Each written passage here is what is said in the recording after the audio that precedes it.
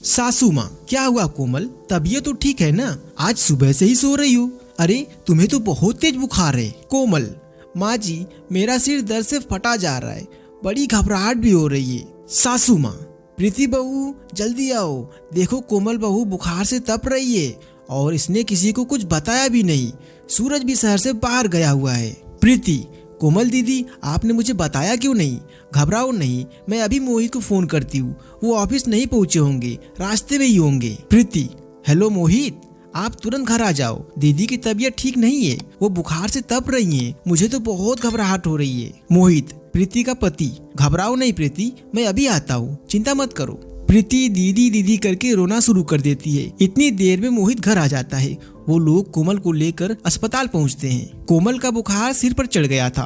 प्रीति अपने mummy papa को भी फोन करके बुला लेती है। वो लोग भी अस्पताल पहुंच जाते हैं। प्रीति रो रो कर डॉक्टर से अपनी दीदी को ठीक करने की बात कह रही थी। प्रीति रोते हुए, डॉक्टर साहब मेरी दीदी ठीक हो जाएगी ना? प्लीज आप उनका अच्छे से इलाज कीजिए, मेरी दीदी को ठीक कर दीजिएगा डॉक्टर साहब। एक हफ्ते बाद कोमल की तबीयत में सुधार आता है और उसे हॉस्पिटल से छुट्टी मिल जाती है। प्रीति ने कोमल के अस्पताल में भी बहुत सेवा की और घर आने के बाद भी उसका बहुत ध्यान रखा। प्रीति अकेले ही घर का सारा काम निपटाती और साथ ही साथ कोमल का भी बहुत देखभाल करती थी। प्रीति की देखभाल से कोमल बहुत जल्दी ठीक हो गई। कोमल भी अपनी बहन की प्रीति के सेवा भाव को देख रही थी। कोमल को अपनी गलती का एहसास कराने के लिए एक दिन उसकी सास बोली, सास, प्रीति ने तुम्हारी कितनी सेवा की है बहू, भगवान ऐसी देवरानी सबको दे। अपनी सास के मुंह से यह शब्द सुनकर कोमल की आंखें भर आईं। देवरानी नहीं बहन हूँ माँ जी, बहनों में तो ऐसे मनमुटाव चलते रहते हैं।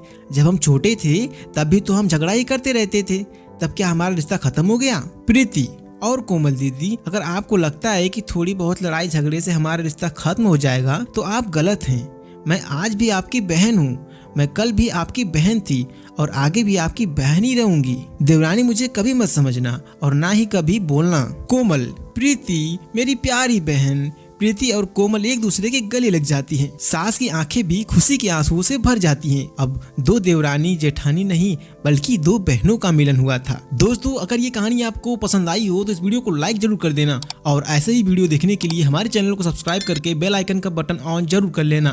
धन्यवाद।